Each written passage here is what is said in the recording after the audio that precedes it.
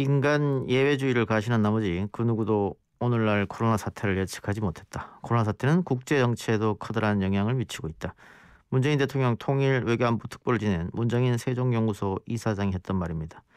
원래 정치란 것이 한치 앞을 내다보기 어렵다고는 합니다만 코로나 사태로 한반도를 둘러싼 국제 안보 이슈들, 북한 핵 문제, 미중 갈등 모두 새로운 국면에 접어들고 있습니다. 이런 가운데 토니 블링컨 미 국무장관이 방일 일정을 마치고 내일 한국을 방문합니다. 한반도의 미래 안보를 가늠하는 시금석이 될 수 있을까요? 세종연구소 문정인 이사장 연결하겠습니다. 문 이사장님 나와 계십니까? 네, 안녕하세요. 예. 자, 본격적 이야기 하기 전에 최근에 그 문정인의 미래 시나리오는 책 내셨더라고요. 예, 예. 이 어떤 내용이 담겨 있습니까? 뭐 기본적으로 그렇습니다. 하나는 코로나19 이후에 그 세계적인 변화가 어떻게 이루어지고 있는가를 보고 그거에 따라서 그 세계 질서의 미래가 어떻게 되느냐를 한 5가지로 나눠서 봤고요. 그중에 이제 가장 가능한 미래 질서는 미중 대결의 어떤 심화가 될 수 있을 것 같다. 예. 신냉전으로 갈 가능성이 많다. 그럼 그거에 대해서 우리가 어떻게 대응해야 되느냐. 이게 이 책의 기본적인 요지입니다. 알겠습니다. 그 코로나19로 외교 질서가 상당히 바뀌었다 이렇게도 볼 수 있을 텐데 미국 중국과의 갈등, 북미 대화, 남북 대화 뭐 일단 코로나19 때문에라도 대화가 잘 이어지지 않는다 이렇게 봐도 됩니까?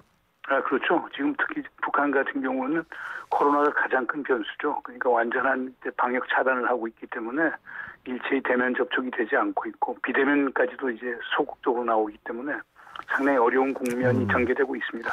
근데 북한은 본인들 스스로는 코로나19 청정 지역이다 이렇게 선전하고 있는데 사실은 코로나19가 많이 좀 확산되지 않았을까 이런 예측이 가능하고 그렇다면 우리가 방역 물품을 제공한다든가 뭐 이런 걸로 인해서 그 남북 대화의 물꼬를 또 틀 수 있는 거 아니겠어요? 글쎄 뭐 거기서는 지금 중국하고 하는 그 양상을 보더라도요. 예. 우선 접촉 자체를 꺼리는 것 같아요. 그러니까 이제 북을 스스로 코로나 청정 지역으로 있게 됐기 때문에 거기 걱정하는 것은 우리 한국이나 중국 등 러시아 쪽에서 코로나가 침투해 들어올까 하는 우려가 상당히 큰 것 같아요. 예. 그러니까 그 방어적 조치에서 그렇게 이제 차단을 하는 건데 그게 그렇게 필요할 건지는 좀 한번 재고해봐야 될 것 같습니다. 예, 알겠습니다. 자, 코로나19 외교 질서가 많이 바뀌었다 이런 얘기 했는데 트럼프 정부 때 미국과 중국 양국 간 갈등이 깊었는데 이게 바이든 정부 때도 이어질 것이냐 어떻게 보고 계십니까? 글쎄요, 뭐 그건 여러 가지 변수가 있죠. 그러니까 우선 바이든 행정부가 지금 정책 검토를 지금 하고 있고 아마 이번 블링컨 국무장관이 일본 한국을 방문하고 또 앵커리지에서 이제 양대츠 중국 국무위원을 만난 다음에 워싱턴 돌아가면은 아마 프린시퍼스 미팅이라고 해서 그 백악관 강요 회담에서 아마 본격적인 논의가 있고 그리고 난다면 뭐 한 1, 2주 이내에 미국 측에서 정책 검토 결과가 나오지 않을까요? 그걸 예. 뭐 바이든 대통령이 하든 제이크 설리반 안보보좌관이 하든 블링컨 국무장관이 하든 입장이 나오겠죠. 그러나 이제 기본적으로 볼 거는 북에서 어떤 행보를 보이느냐, 우리 한국 정부가 얼마나 바이든 행정부하고 교감을 갖느냐라고 하는 것, 그리고 또 일본이 또 어떤 식의 의견을 개진했느냐, 그다음 중국이 기본적인 입장은 뭐냐, 이런 것들을 전부 다 보고 바이든 행정부에서 종합적인 정책 검토를 내놓지 않을까요? 예. 그런데 뭐 어쨌든 트럼프 정부 때 악화된 미중 양국 간 갈등이 바이든 정부에서 급속도로 좋아진다 이렇게 보기는 어려울 거 아니겠어요? 그건 어렵겠죠. 예. 그러면 우리는 어떻게 해야 되느냐? 뭐 미국은 또 바이든 정부 들어서 동맹국 이야기를 계속 했기 때문에 미국 입장에서는 한국이 우리랑 같이 발걸음을 맞춰야 된다 이런 입장일 테고 만약 그랬을 경우에는 또 중국에서 뭐 무역 보복이나 이런 것도 있을 수 있기 때문에 우리 정부는 어떤 길을 가야 될까 고민이 좀 깊어질 것 같아요. 글쎄 뭐 근데 바이든 행정부는 트럼프 행정부하고는 좀 다를 거예요. 예. 트럼프 행정부는 기본적으로 중국 공산당 타도해야 된다. 그래야 이제 중국의 위협이 사라질 수 있다. 이런 상당히 신냉전적 이념 갈등적 시각에서 봤거든요. 예. 그래서 중국 공산당 타도 반공주의라고 하는 그런 시각에서 봤는데 아마 바이든 행정부는 그거보다는 훨씬 세련된 접근을 하지 않을까요? 그래서 제가 볼 때는 가령 기후 변화라든가 지금 코로나19라든가 대량 살상 무기 확산 문제라든가 북한 핵, 이란 핵 문제 같은 경우는 아마 중국하고 협력을 하려고 그럴 거고요. 예. 그리고 무역이나 기술 분야에 있어서는 아주 치열한 경쟁이 있겠죠. 그 바이든 대통령도 익스트림 컴피티션이라고 해서 치열한 예. 경쟁을 하겠다라고 해서 경쟁이 있을 수 있고, 그러나 이제 지정학적인 문제나 중국에 있어서 홍콩 위구르와 같은 그 민주주의와 인권이라는 보편 가치 측면에서는 아마 대결적 구도로 갈 수 있을 것 같아요. 그래서 예. 협력과 경쟁과 대결이라고 하는 측면이 거의 혼재되어 있는 그런 정책을 펼 가능성이 크다고 봅니다. 그러니까 우리도 뭐 사실상 뭐 코로나19나 기후변화나 대량살상무기 뭐 북한 이란 문제 같은 건 한국과 미국이 협력이 가능할 거고, 예. 그다음에 이제 무역이나 이제 과학기술 측면에서는 우리가 협력할 건 협력하고 또 협력할 수 없는 건 또 할 수 없게 되겠죠. 예. 그러나 이제 제일 고민되는 문제는 미국이 중국에 대한 지정학적 대결 구도로 가면서 봉쇄로 간다거나, 그다음에 중국의 인권 문제, 민주주의 문제에서 홍콩 위구르 문제에 대해서 강경하게 나왔을 때 예. 우리는 어떤 선택의 딜레마에 봉착하게 되겠죠. 예. 예, 방금 말씀하신 선택의 딜레마, 이게 우리 정부로서는 고민거리인데, 지금 호주나 일본은 중국과는 좀 거리를 두고 미국 쪽하고 좀 가깝게 지내는 게 아니냐, 그런 분석이 많이 나오고 있고, 우리 보수 언론을 중심으로 문재인 정부가 친미보다는 친중에 가깝다, 이렇게 비판하고 있거든요. 그건 사실과 다른 것 같아요. 예. 그러니까 사실과 다르고, 근데 우리 상식적으로 생각해도 그렇지 않습니까? 오늘도 예. 김여정 담화가 나오고 그랬는데, 우리가 뭐 북측하고 가깝거나 중국하고 가깝다라고 하면 쉽게 해서 북측에서 그런 담화에 안 나오겠죠. 그래서 예. 오히려 미국하고 같이 가기 때문에 지금 북측에서 그렇게 비판적인 게 나오는 것이고, 그다음 미국하고 공조를 하기 때문에 중국 입장에선 한국의 행보에 대해서 상당히 이제 관심을 갖는 거거든요. 그러니까 지금까지는 내가 볼 때는 현 정부는 미국하고 같이 가는 걸로 봐야 되겠죠. 그러나 이제 우리 지금 언론에서도 오해하는 부분이 있는데, 제가 기억하기에는, 제가 알기로는 트럼프 행정부나 바이든 행정부 전부 다 우리 보고 쿼드 플러스에 참여해달라고 공식 비공식으로 요청한 사례는 없는 걸로 알고 있습니다. 근데 언론에서는 이걸 자꾸 키워갖고 공식 비공식으로 요청하는데 우리가 참여 안 한다라고 그러는데, 그건 사실과 다른 것 같아요. 예. 네. 알겠습니다. 자, 지금 토니 블링컨 국무장관이 일본을 방문 중이고, 내일 한국 왔다가 이제 중국을 아마 들릴 텐데, 18일이죠. 미중 고위급 회담이 예정돼 있습니다. 네. 바이든 행정부 출범 이후 처음이죠. 미중 간담회는 처음인 것 같은데. 그렇죠. 예. 고위급은 처음이죠. 예. 자, 일본과 한국을 먼저 방문하고 또 중국과 회담한다. 이건 어떻게 봐야 될까요? 그냥 뭐 정상적인 순서라고 봐야 될까요? 아마 기본적으로 우리 솔직하게 우리가 인정해야 될 거는, 미국이 일본을 우리보다는 더 동맹으로 중요시하는 건 분명한 사실이니까요.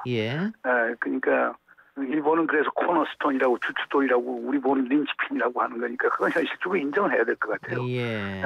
그러니까 일본하고 먼저 가고, 그다음 한국 와서 또 현실적으로 또 논의를 하고, 그리고 일본과 한국의 의견을 들은 다음에 중국하고 얘기를 해보는 게 국무부 입장에서는 그게 수순이 아닐까요? 그러면은 방금 또 중국 얘기하면서 이야기를 또 이사장님께서 하셨습니다만, 이 쿼드와는 어떤 관계를 맺어나갈 것인가? 이것도 우리 앞에 놓인 숙제가 아닐까요? 어떻게 보세요? 글쎄, 이번에 그 쿼드 네 개 국가, 미국, 일본, 호주, 인도 정상들이 이제 비대면 회의를 하지 않았어요? 그다음 거기에서 이제 채택한 성명을 보더라도 이번에 나온 게, 첫째는 백신 문제에 대해서 서로 협력을 하는 워킹 그룹을 만들자. 그다음에 기후 변화에 대해서 워킹 그룹을 만들자. 그리고 이제 그 신흥 그리고 핵심 기술에 대해서 협력을 하자. 사실상 군사 안보 분야는 좀 더 빠져 있거든요. 물론 이제 성명에서 열리고 자유롭고 그다음 안전하고 번영하는 인도 태평양 지역을 만든다라고 하는데, 시큐어, 안전이라고 하는 문제가 들어가 있긴 했지만은, 이번에 중국을 겨냥한 거는 별로 난 없다고 보고요. 제이크 서리반 안보보좌관도 그렇게 얘기했죠. 그러니까 중국 문제를 본질적으로 다룬 건 아니라고 하는 거 분명히 얘기했기 때문에, 제가 볼 때는 꼭 지금 쿼드 문제가 대중 견제를 위해서 하는 것이라고 보기는 상당히 힘들 것 같고요. 그리고 군사 부분을 가려고 하면 여타 부분에서 충분한 신뢰를 구축하고 협의 체제를 같이 갈 수 있는 거니까, 지금 당장 그렇게 대중 군사 뭐 견제 공세를 위해서 쿼드를 운영한다고 생각하지는 않습니다. 예. 근데 이사님 그 아까 전에 공식 비공식으로 참여 요청한 적이 없다 미국이 그런 말씀하셨잖아요. 예. 만일 그런 제의가 있으면 어떻게 해야 됩니까 우리는? 그런 제안 그래서 자체가 우리는 예. 아니 그 검토를 해보면 알 수 있죠. 우리가 뭐 그러니까 뭐 쉽게 얘기해서 지금 쿼드에서 얘기하는 게 뭐 백신 개발하는 데 같이 참여하자. 우리 얼마든 참여할 수 있는 그렇죠. 거고. 예, 예. 그다음에 무슨 그렇잖아요. 그다음 뭐 기후 변화하는데 우리도 관심이 많은 거고. 그다음 기술 협력 문제도 우리가 관심이 있는 거고. 예. 근데 이게 기본적으로 우리가 참여한다면 쿼드 플러스를 참여하라고 하는 건데 그거는 아마 우리 정부 입장에서는 좀 탐탁지 않을걸요. 예, 예. 그렇잖아요. 그러니까 아니 쿼드에서 4개 국가 해서 일본, 호주, 인도는 거기에 들어가고 한국은 빼서 기타 범죄에 속하는 베트남하고 뉴질랜드하고 같이 들어가는데 끼라고 하면 한국 정부가 그 끼겠어요? 그러니까 예. 이게 우리가 언론에서 그건 분명히 좀 알 필요가 있는 것 같아요. 예, 예. 그 쿼드라고 하는 걸 사자 협의가 아니고 오자 협의해서 한국을 들어오고 하면은 그건 가능할 수가 있겠죠. 예. 근데 사자 쿼드를 있고 거기에 부수적으로 지금 플러스를 넣어갖고 그게 그라고 그러면 아마 우리 정부 입장에서는 그게 좀 기분 상해서 들어가기 힘들걸요. 예, 예, 알겠습니다. 예. 자, 미중 관계 얘기했고 그러면은 이제 북한 이야기를 좀 해보죠. 블링컨 국무장관이 오늘 일본 방문해서 북한 비핵화 위해 동맹과 계속 협력하겠다라고 얘기를 했습니다. 그러나 김여정 노동당 부부장이 3년 전 봄날이 돌아오긴 어려울 것이다 이런 얘기를 했고 그 미국 인사들이 방한하기 전에 비공식적으로 북한에 연락을 했었는데 응답이 없었다 뭐 이런 이야기도 언론을 통해서 나오더라고요. 지금의 예, 남북 관계 또 북미 대화의 재시작 어떻게 보고 계십니까? 글쎄, 하여간 뭐 우리 정부 입장은 뭐 북한이 그런 입장을 갖더라도 어떻든 간에 남북 대화도 하고 북미 대화도 해서 2018년 그 남북 북미 한미 이 3자 관계의 선순환 구도를 가져오고 싶어 하는 거기 때문에 아마 지금 남은 임기 동안에도 그런 노력을 할 거예요. 뭐 북에서 어떻게 나오든 우리로서는 하여간 대화를 통해서 지금 현안 문제들을 풀어야 되기 때문에 그 접근이 다른 방법은 없겠죠. 뭐. 예. 그런데 북한 입장으로서는 어쨌든 뭐 베트남에서의 대화 이후로 그 트럼프 정부와의 이런 것들이 실패했다. 그래서 불신이 혹시 쌓이지 않았을까? 만약 불신이 쌓였다면 다시 대화를 재개하기는 쉽지 않을 텐데요.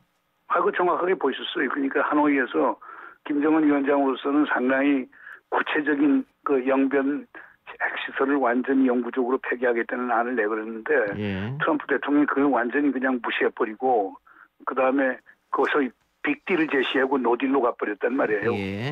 그러니까 북 입장에서는 상당히 곤혹스럽고 뭐 김정은 위원장으로서는 사실상 북한 주민들한테 사실상 체면도 많이 깎였겠죠. 그러니까 그리고 지금 단계에서 북의 입장에서는 하여간 바이든 행정부에서 어떤 그 파워시 리뷰 정책 검토가 나오는가 한번 보고 그거에 대해서 응할 겁니다. 네, 조금 돌아가는 걸 지켜보면서. 예. 예. 그럼 내일 한미 2+2 회담이 열릴 텐데요. 어떤 이야기들 흘러나올까요? 글쎄요, 뭐 지금 뭐 타결이 된 뭐 방위비 분담 문제 SMA 거죠. 그거에 대해서 이제 뭐 어떤 뭐 그 논의도 있을 것이고. 아마 뭐 국방장관 같은 건 전자권 전환에 관한 문제 논의도 있겠는데 뭐 현실적으로 지금 임기 내 전환이 뭐 지금 어려운 뭐 국면인 건 뭐 사실이고요. 그다음에 뭐 제가 볼 때는 제일 중요한 2+2 하는 게 전통적인 한미 관계를 돈독히 하고 한미 동맹을 돈독히 하고 더 나아가서는 한미 삼국 공조 체제를 다시 복원하자라고 하는 게 아마 블링컨 국무장관이 갖고 있는 어떤 안이 아닐까요? 예. 근데 한미일 삼국 협력 중요성 뭐 여러 개 이야기가 나오긴 합니다만 지금 한일 관계가 좀 악화일로에 있기 때문에 이게 쉽게 개선이 되겠느냐. 좀 더 나아가서 바이든 정부가 결국은 오바마 때처럼 일본 쪽을 조금 더 두둔하는 그런 정책을 취하지 않겠느냐 이런 걱정이 좀 있습니다. 그 걱정할 필요 없는데 우리 정부는 우리 정부의 입장이 있으니까요. 그러니까 우리 정부 입장은 기본적으로 소위 미래지향적으로 하고 역사 문제라고 하는 것은 바로 뭐 한일 정상 간에 풀 수 있는 문제가 아니고 시간이 필요한 것이고 그다음에 북한 핵 문제 같은 건 건설적으로 소위 협력해 나가자고 하는 기본 입장을 하는데 제가 볼 때 우리 정부의 주장이 어떤 상당히 합리적이라고 봐요. 그렇기 때문에 그 시각에서 뭐 미국도 우리 측 충분히 수긍할 수가 있을 거예요. 그러니까 일본도 기본적으로 너무 경직된 입장을 취하지 말고 우리 정부하고 소위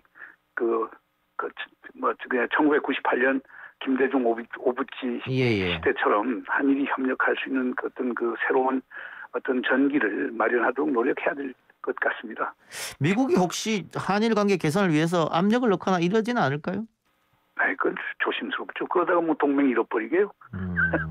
쉽지 않은 일이군요. 그렇지는 않을 거고요. 예. 그러나 이제 뭐냐면 미국은 한일 간의 주요 쟁점에 대한 이해를 잘 하고 있기 때문에 상당히 조심스럽게 접근을 하면서 할 거예요. 우리에게 일방적으로 압력이나 압박을 가한다라고 하는 건 생각할 수도 없는 거죠. 예. 알겠습니다. 이사장님, 국내 정치적 지지 기반 없는 외교 정책은 사상 누각과 같다 이런 말씀하셨는데 지금 문재인 정부가 임기가 이제 1년 남았고 언론에서는 벌써부터 레임덕 이야기를 하고 있고 LH 등등으로 인해서 보궐선거 앞두고 대통령 지지율이나 당 지지율도 떨어지고 있습니다. 어떻게 보고 계십니까?